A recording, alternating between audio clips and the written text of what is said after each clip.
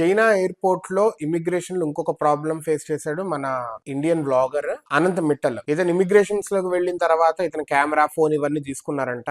అయితే ఎప్పుడు నార్మల్ గా అయ్యేది, ఇతను వెళ్ళిన తర్వాత చాలా గంటలు అక్కడ పెట్టారు, ఫుడ్ అన్ని తీసేసుకున్నారు, జస్ట్ వాటర్ ఇచ్చారంట.